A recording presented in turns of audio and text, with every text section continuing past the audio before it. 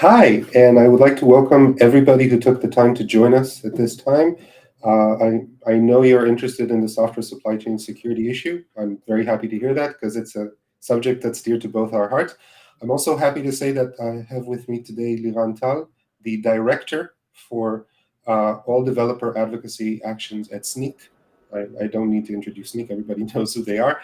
Liran is a very accomplished developer. He has a GitHub star. He's extremely active in the open source community, and he also likes pizza, board games, and soccer.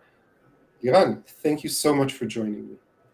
Thank you for having me, Barak. It's really excited joining us. And just chatting about supply chain security is already getting me excited a bit.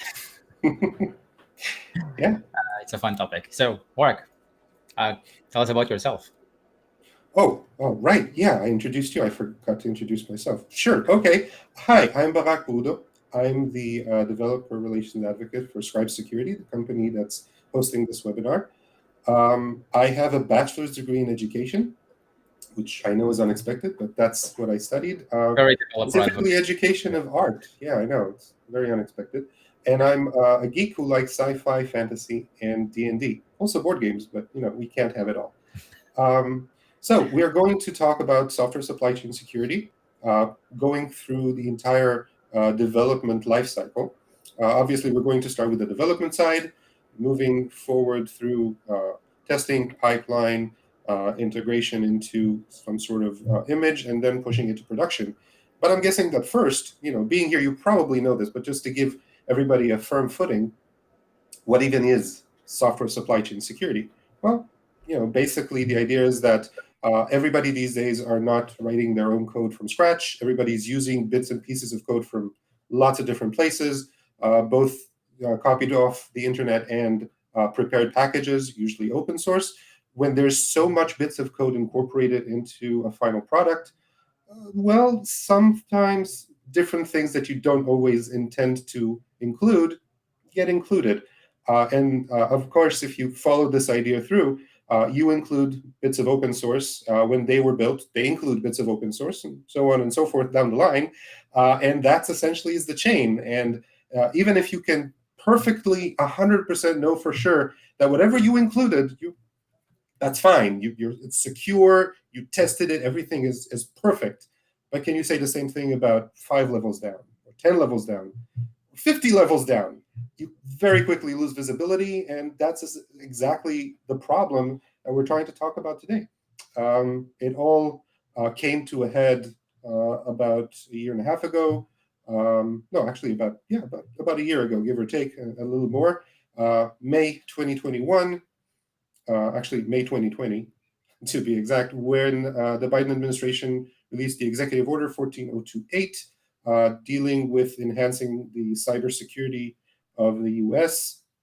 Had lots of stuff. An entire chapter was devoted to software supply chain security, included lots of things, specifically named the SBOM for one, which we're all very excited about, instructed NIST to write an entire framework. They created the SSDF, the Secure Software Development Framework, which people are now instructed to follow based on both the executive order and OMB's memorandum. Essentially, the US specifically is really pushing hard for everybody, specifically starting with federal agencies, but essentially everybody, to really work on securing their software supply chain and development lifecycle, not just for them, but for everybody's involved. Because whatever you miss as a developer or as a company producing something is going to be the next breach or problem in your user, your buyer, the person who's going to incorporate your software into their system.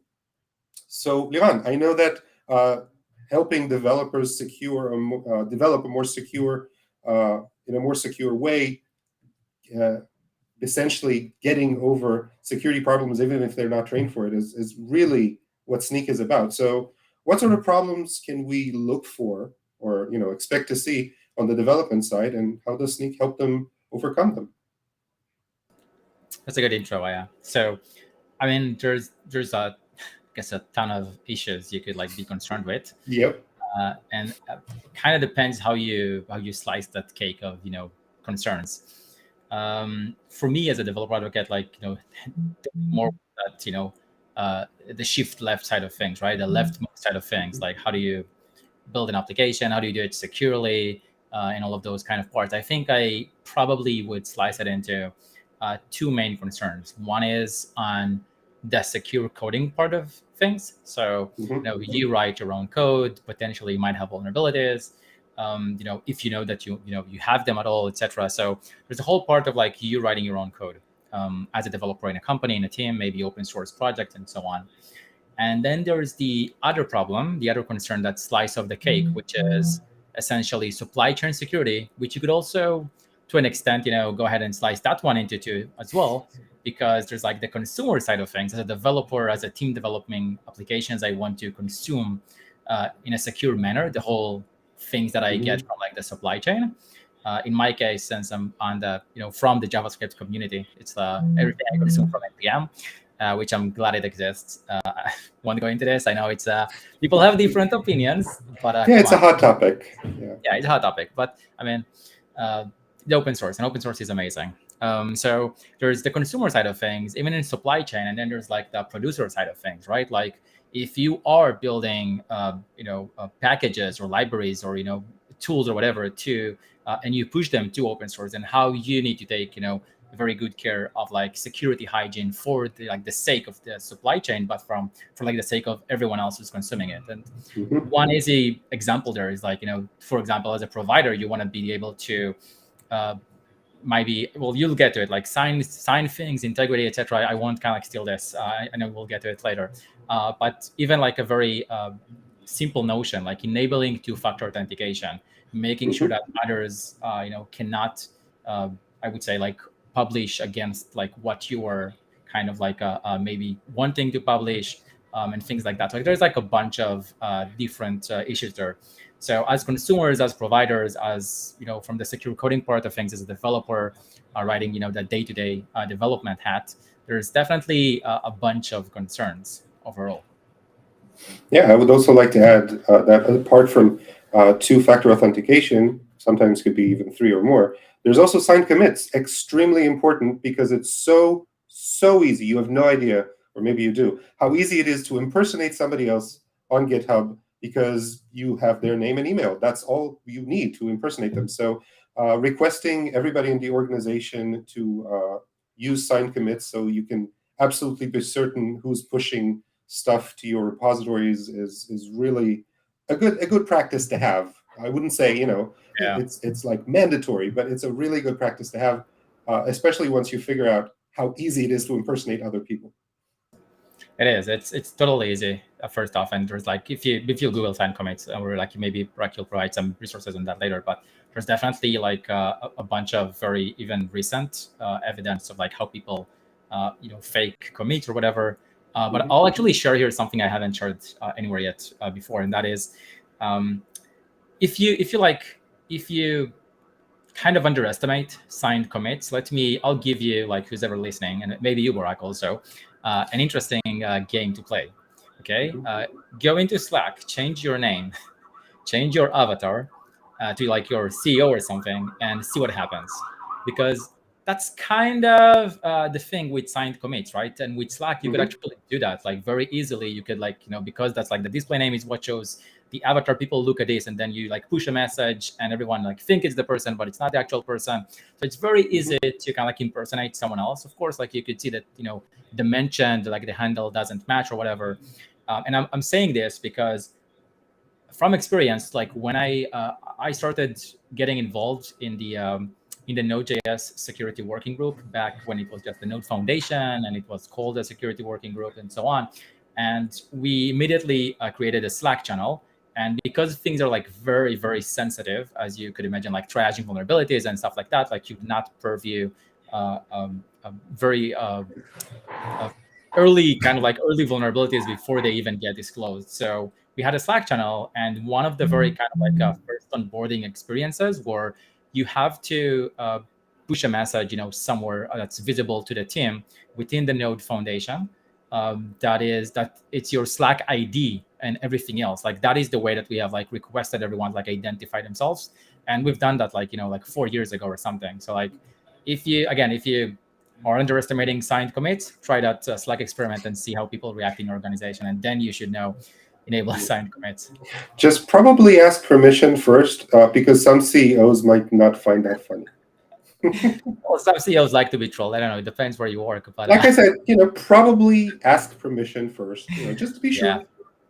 you should. I'm Yeah. not taking any responsibility for this. for the experiment, yeah. Nobody should say Liran told me in a webinar to do Please that. don't. Yeah. Yeah, but there's lots of other things. You mentioned only you mentioned several legs or pieces of the pie. Incorporating open source packages in your code can be dangerous. There's several things that you actually recommended. There's a bunch of articles that Liran wrote himself. I highly recommend them. They're very useful, especially if you're a JavaScript developer, you use NPM. There are several problems that are common to JavaScript and NPM developers. For example, if you include a lot of open source, one thing, especially if you're a big organization, that you can do is have security people test everything that you want to include first, and don't allow any developers to include packages that have not been approved in advance. That's one thing that you can easily do, especially because, and this is something that I knew of, but Liran explained it much better, that some NPM packages have the really bad habit of installing stuff on your machine as they're being downloaded. That's just rude. And because you don't always know exactly what's being installed as you're downloading something, before you even did NPMI, or as you're doing NPMI, which is NPM install, you might have just contracted, either a malware, a virus, a miner of some kind that is going to use your resources, or any one of a number of nasty things that have just been included in your code unknowingly, completely unknowingly. And Liran recommends disabling this, and I would very much agree, disabling this ability to download additional material as it's being downloaded. I think there was one other thing that you recommend. I think that was locking version numbers. Would you like to explain? Yeah. Would you like to explain why? Yeah, definitely. And I think we're sharing on the screen also a bunch of these best practices, if you like, on the NPM, like the JavaScript community. Yep. Mm-hmm. Mm-hmm. So yeah, I mean, there's definitely a bunch of things that you could do as a developer. You've kind of like mentioned anything from like ignoring scripts. Sometimes potentially like packages might need to run commands as your user, and that could be like a legitimate reason for doing that. For example, if you need to like cross compile on the host OS some native packages on the host, so like you need access to like compile this, etc., and that's kind of what the package does. But those scenarios, based on some research that I've read from like a few months ago, it's still like around the 2021 2022, it's still like 90 something percent, like a very high percent of all packages on NPM like do not need to do that. So if you get to a point where you actually need to ignore the install scripts and it breaks something, then you can work out a specific kind of like mitigation for that. But by default, you want to be secure, right? You want to be by default like secure, set your like .npmrc, which is like the npm configuration file for the package manager, to like just do not install arbitrary, do not run arbitrary commands by any package. By the way, it's on the entire tree, so it's not just like the direct packages or something. Anyone on the tree of like 1,000 packages, you could get that. So that is something you probably want to avoid, like you called out. Using log files and pinning dependencies is a really good one. Plus, just be careful from like log file injection attacks, because that's like something that's I don't want to say happening, but I've like disclosed that like 3 years ago. There was a black hat. Actually, there was a black hat talk 1 year ago, which cited my research on this. So it's like really concerning. That's from like the GitLab kind of people, and like those security people were kind of very aware of it. So I'm happy that word is going out. Those are a few. I think definitely a bunch of others is just like scanning your packages and being your package tree entirety, and just having the ability to mitigate a vulnerability on time is super important. That's like really crucial, because if you're kind of like DevOps organization, your ability for the team, if there's something like that you need to upgrade a package in a very timely manner. We've just had the case of like CSRF. It's like it's a CSRF mitigation, not mitigation. It's a CSRF uh, token management kind of thing for a protection thing for applications for Express. And CSRF is a great package overall, but there's like some scenarios in which it can be used that are leaving a lot of room for people to exploit it. And so even that package now gets about 500,000 downloads a week. And this is just timely. Like I think earlier this week or last week, it was marked as deprecated because the maintainer did not want to like continue supporting all of those cases. And all versions are essentially vulnerable if that technique is being used. So how fast can you actually deploy a fix and upgrade an alternative package that you want to move to, etc., is very, very crucial to like staying on top with open source. So the whole DevSecOps, the whole security insight, which we'll get to later, is like very important for you to security very well too. And if you already mentioned, 500,000 downloads for a specific package, there's no way of avoiding typo squatting, which in NPM is rampant, including all its neighbors, friends, and relatives, like taking over packages, impersonating people, and using their accounts to publish other packages, dependency confusion, which might be finding names in that are being used by a certain company, creating an identical package publicly, upping the version number, and suddenly everybody's downloading it unless they have locked their version. There's lots of things that could happen.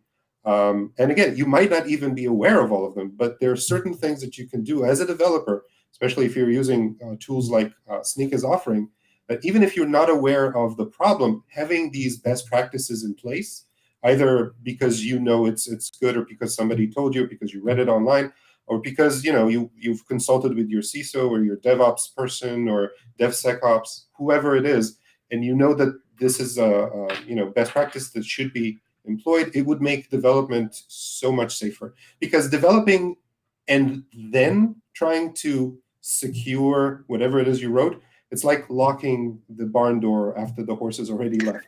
If you already have vulnerabilities in your code, trying to rewrite it after it's done and working, it's a ridiculous refactoring. Nobody wants to get into that because let's say everything works and suddenly you have to change 5 different packages that are in your code really deeply, and you have to change 5 of them because those 5 are problematic. Why would you do that to yourself? Why not check in advance that they're fine before you incorporate them? I like any other advice you can share, especially about what Snyk's tools are offering these developers that they wouldn't otherwise know for themselves? I know there's secret scanning. I know there's sort of like the ability to look at your code and figure out if there's a vulnerability hiding somewhere. Why don't you tell us about that? Because I'm not sure how many people are actually familiar with the intimate details of how Snyk works. Definitely.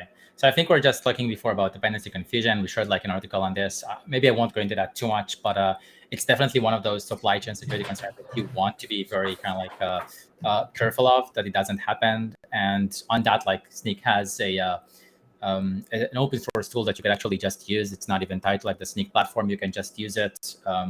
It's called Snyk. You could find it in the article that we shared, and like we'll probably share a whole bunch of this afterwards. So you can find it there. But really, I wanted to like focus here, like showing my IDE here and in a sample vulnerable project. And in terms of like how Snyk really tries to embed security for developers, right? It's trying to do essentially the whole idea is like zero friction developer security, right? That's kind of the idea. That's like, hey, as a developer, we know that you are tasked with like performance and shipping the feature and whatever.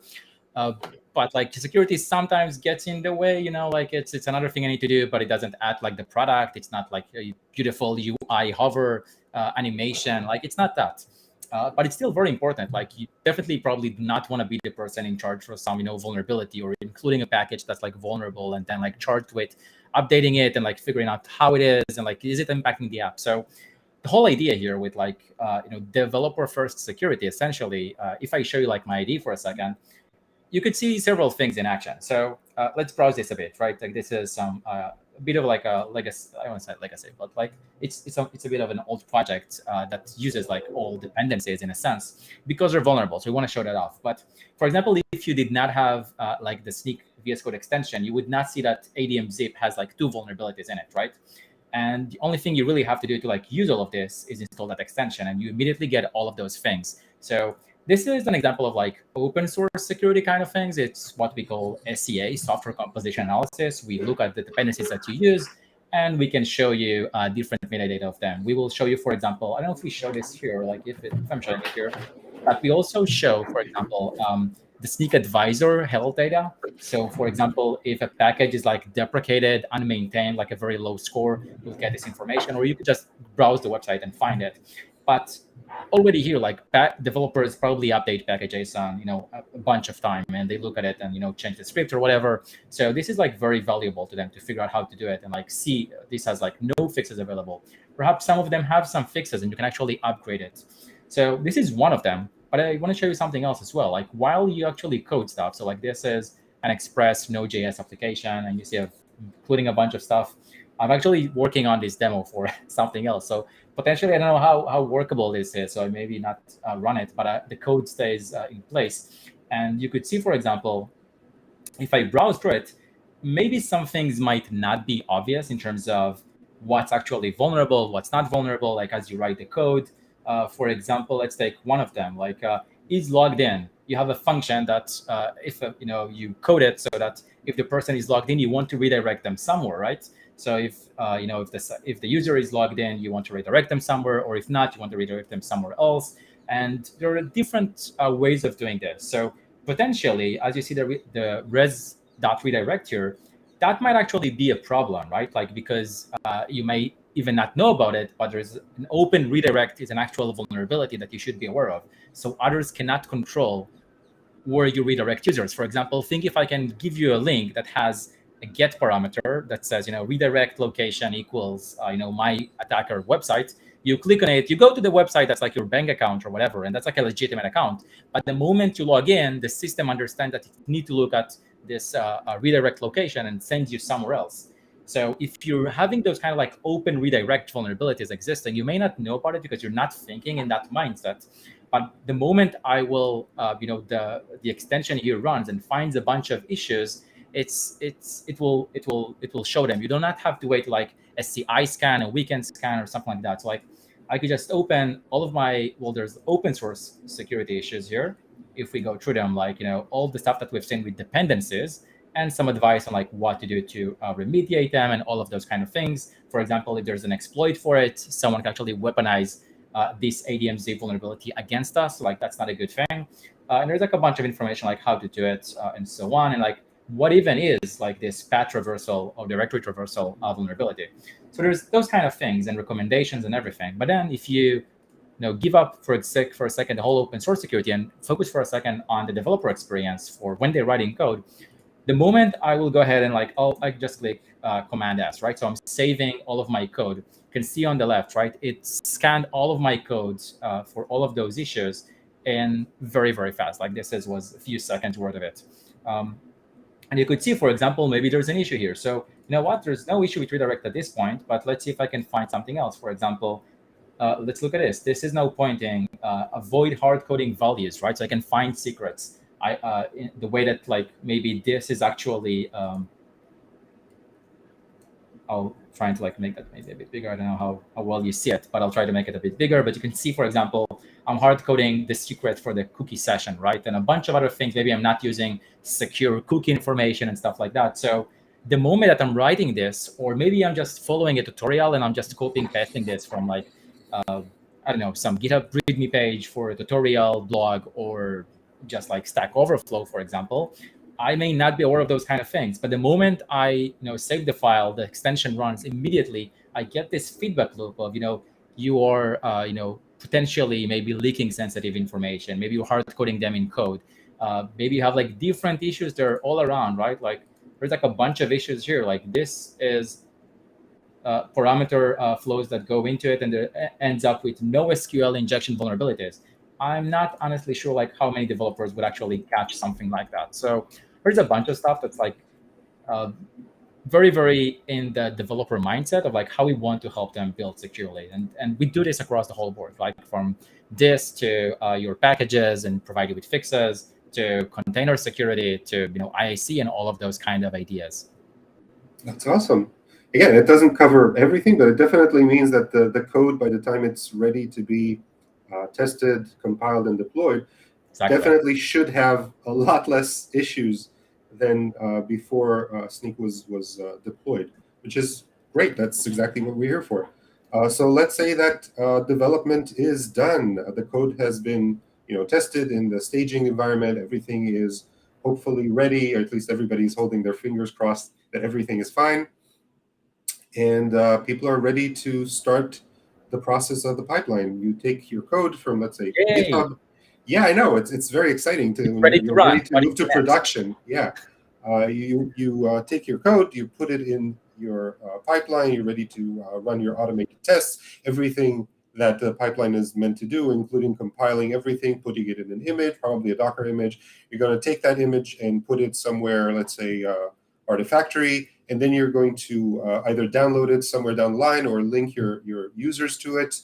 And theoretically, everything is fine, right? I mean, what's the worst thing that can happen in a pipeline? Well, the truth is quite a lot, because pipelines are usually not something that you wrote yourself.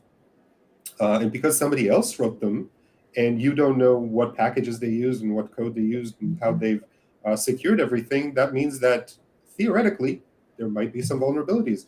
About 6 months ago, Circle CI published a very interesting vulnerability that used um, basically a user escalation or a password escalation to for basically a simple Circle CI pipeline to be able to take or get access to uh, DevOps information, essentially the code, including secrets and everything else, because once you get to the pipeline, you need that stuff. Yeah, it's really So, hard to have a pipeline yeah, without secrets. yeah, you can't finish compiling everything if you don't have the secrets. It will just not work.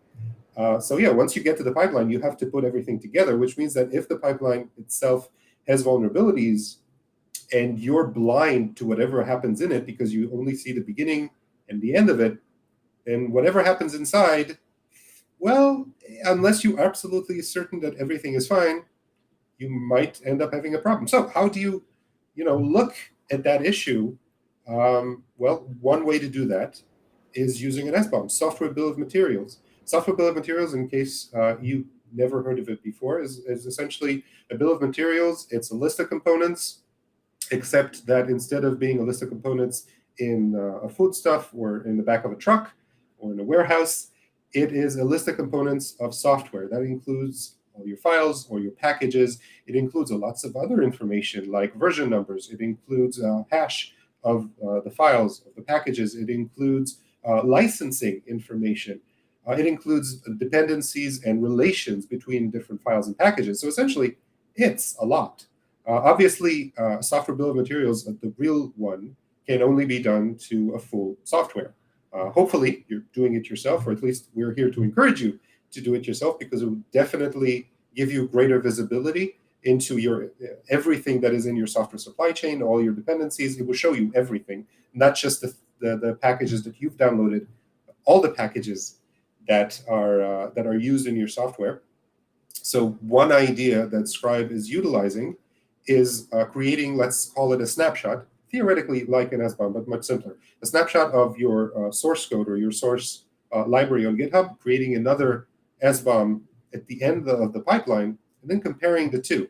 Now, mind you, Scribe does, or the process doesn't need to look into the code. I already said there's hash file or hash values for each of the files. So all you have to do is compare hashes, and if any differences happen in files where you don't expect them, that might indicate a problem. So that's one way of looking at problems that might crop into your pipeline. Some other problems that you might not be aware of are, like we said, dependencies, which that includes everything that already was covered in the development stage. But again, it could happen later because some development environments or languages or whatever stack you're using might not download everything when you're developing. you might just write the code and expect your pipeline or the compilation process to download everything you need, especially if you're using ready images and you're basically building on top of prepared images, combining some other images, downloading the stuff you need, putting it in there, adding your code, compiling all of it together. That means that if the initial images that you use are corrupted, or the packages that you're downloading come from a mirror site or not always trusted, HTTP sites. yeah, any sort of problem in the download process, that means that suddenly you have a compromise in your process which you're not even aware of. So again, looking at exactly what it is you have is a good start, but it's not foolproof. So what else you need to do is track everything that you're doing. That's called provenance, knowing where every file came from, where it's going, hopefully writing it down. And because we are very paranoid, mistrusting people, because that's a lot of people in the cybersecurity world, we are signing everything. That's essentially what's making a piece of evidence into an attestation. An attestation is signed evidence, signed obviously not by pen, but cryptographically, so that it can't be modified without having that key. And there's lots of different ways to do that without having a permanent key infrastructure in your company. Some of them are even open source. I encourage you to look into it. It's very, very interesting technology. So signing evidence that you know exactly what you're doing, that this file came from here, and it was compiled here, and it was put into that image, and it was run through that test, all that is exactly what you need to do to reassure not only yourself, but whatever users are going to use your product, that everything is on the up and up, everything is secure. And of course, we're reaching the end result. You finally have your final image, everything is compiled, everything is fine. You have an SBOM, you even signed it, you know that it's fine, so you upload it to Artifactory and you send your users there. But you're not noticing that as soon as you put it there, somebody else who has access went in after you and switched the image, because it can happen. And once you put it up there, it's anybody's game. So unless you're verifying with an SBOM, a signed one, that image is exactly what you put there, your users have no way of knowing, because you're telling them this is the address, that's the image, that's what I put there. And they'll trust you because they don't have any other choice. So again, I think the name of the game here is trust, and not having people trust your word, being able to give them evidence, cryptographically signed evidence that everything is fine, that what they're getting is exactly what you intended to give them. That's an important way of securing or being secure against software supply chain attacks, because those attacks happen when you don't pay attention, when you don't notice things. So putting everything, visibly, signing things, sharing the evidence, that's exactly the sort of sunlight that will make those attacks so much harder to implement. Some other things that I think we can both agree on are, for example, like dependency confusion, which happen on the developer side. There's other sort of, let's call them problems, that could happen during the compilation. GitHub, for example, has, it's a very, very useful feature for the most part, that doesn't always download dependencies or packages if they're already been downloaded. So essentially, let's say, remember I talked about being able to go into your code through your pipeline. Let's say you don't even have full access, but you are able to change something and ask for a download either before or after the time that it was meant to happen. Suddenly, the dependencies you think you're using, they're not really the ones you're using. You're suddenly using something slightly different, maybe one version number back or one version number up. And who really notices one version number difference in your log file when there's so many dependencies? Suddenly, that vulnerability is way, way, way in your code, and you don't even know about it. So again, knowing exactly what everything does, getting the evidence, signing it, that's the best way to look out for that sort of an attack. That's called cache poisoning, by the way. Scribe has a very, very interesting article. I recommend looking it up and Is that checking a it out. cache from the build or from the No, source? it's a cache. No, from GitHub. I mean, obviously, the cache itself Okay. is a GitHub feature, and the ability to tell GitHub to either get it too early or too late, or essentially change something in the timing of getting the cache, means that instead of using the cache that you think you're using, you're using a slightly different one. And just by doing that, just like in a dependency confusion, you're suddenly getting a slightly different dependency, which means that, again, you're just invited that malware or minor or vulnerability into your code without being aware of it. That's exactly the issue. Same as typo squatting or any other issue that causes you to get a different package than the one you intended. So, we've already been talking for close Nice. to half an hour, slightly more than half an hour. I mean, we can probably go over this stuff for a lot longer. But because we did promise at least 5 things that you can do to help secure your software supply chain, and I mean, we both are men of our word. We don't want to leave you feeling cheated. So let's try to come up with at least 5 things that we already talked about that you can do to help secure your software supply chain, other than looking at, obviously, the Sneak solution and the Scribe platform that we offer. So the first thing we both can agree on is, of course, an SBOM, right? What's the next one? Not running arbitrary scripts installs by people. Right. Not running arbitrary scripts. That would be ignore scripts. Very, very simple, very easy to use. You don't need to be, really into security to be able to type into your terminal ignore scripts. Well, something else that you could probably do, which we already mentioned, is package locking your version numbers to avoid dependency confusion, avoid other people creating a package with a higher version number and you accidentally downloading it automatically. Colors was exactly that sort of a problem. And lots of people got stuck in an infinite loop because they didn't lock their version numbers.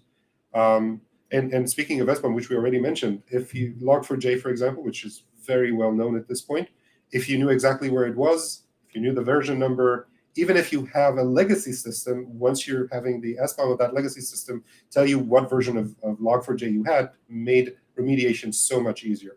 Not knowing makes it so much more difficult to figure it out. Okay, what else? So we said SBOM, we said ignore scripts, we said package lock. Dependency confusion. What about that one? Yeah, well, that's a problem. That's not a solution. Well, we did mention provenance, so knowing exactly where your files come from and exactly what's happening to them.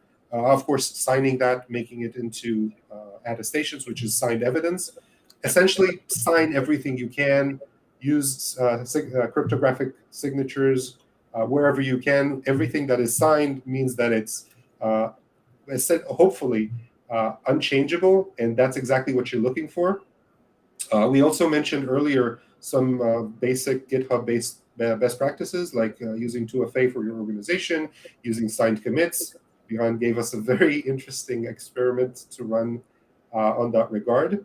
And I did also, I think, mention earlier, having only trusted open source packages used, which means you do need to have in your organization some sort of security personnel that can create that folder of only these packages can be used.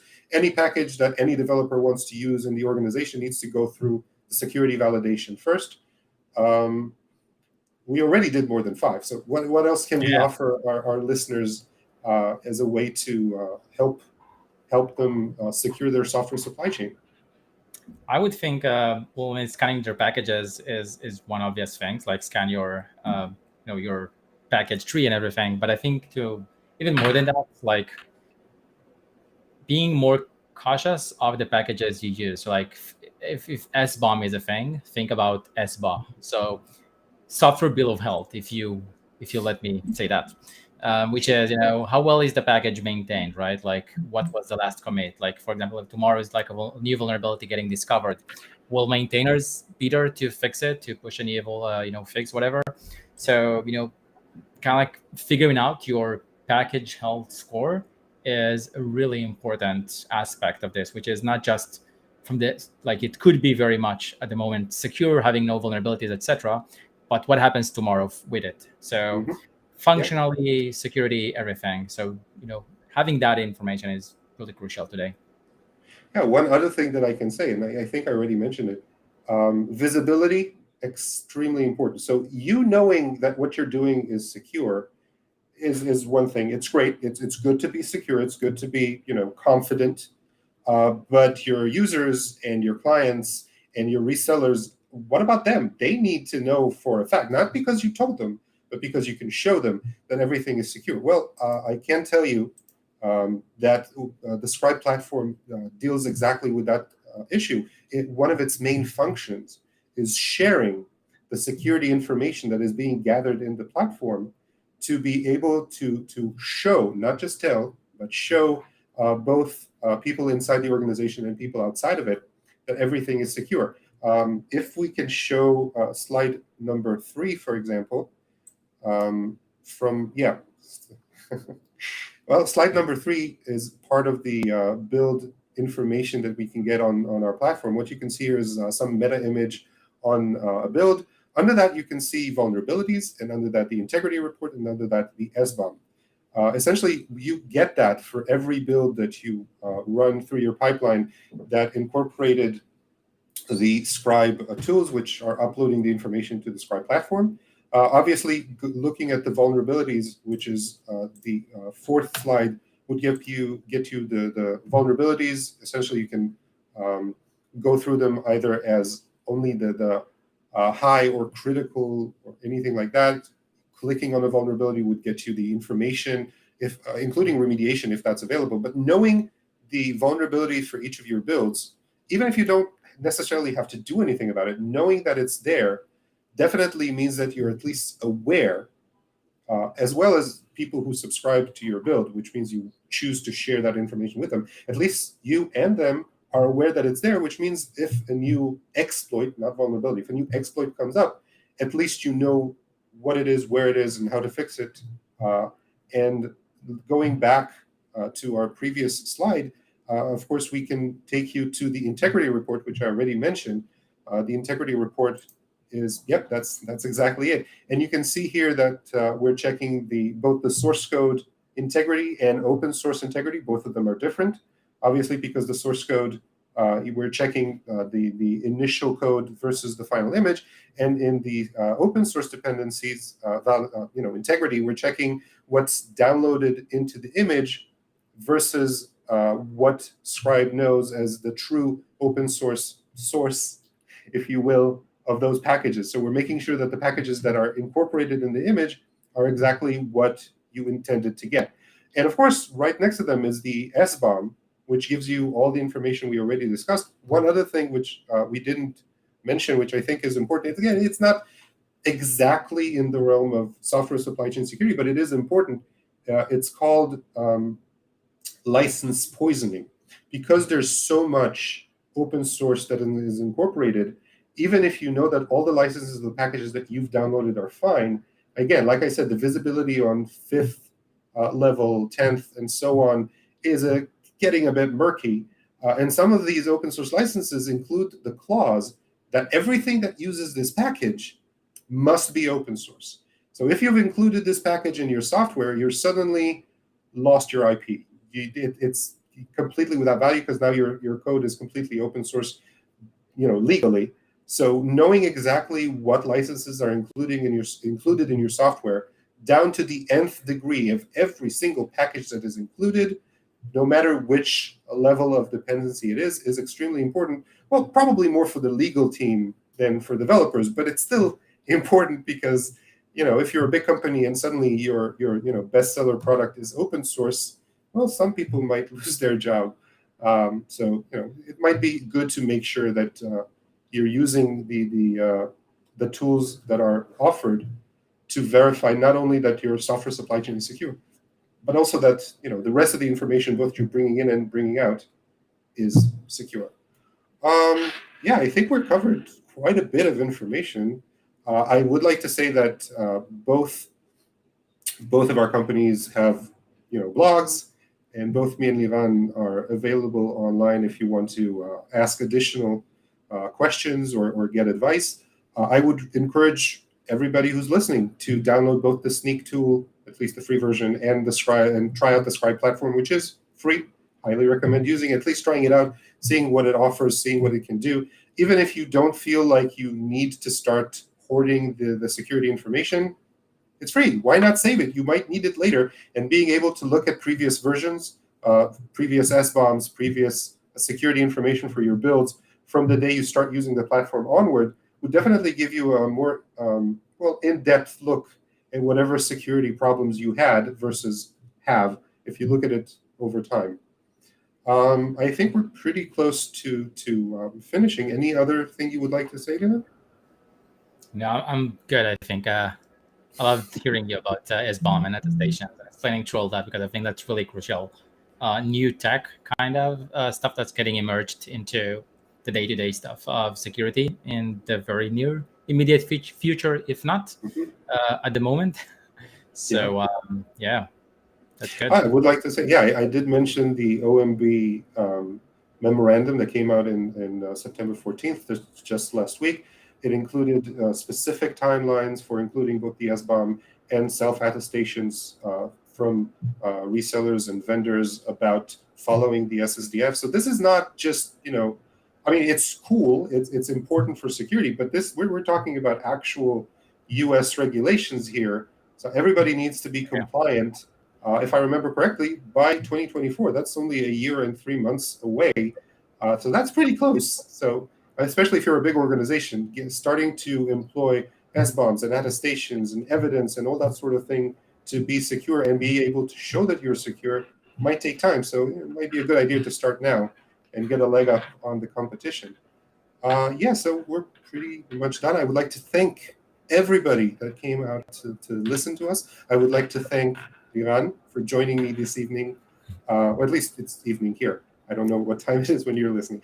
Liran, thank you so much for joining us and sharing from your experience and from Sneak's. Thank you for having me, Barak. Happy to be gladly. here. And we'll see you next month in our next webinar. Bye, guys. Bye.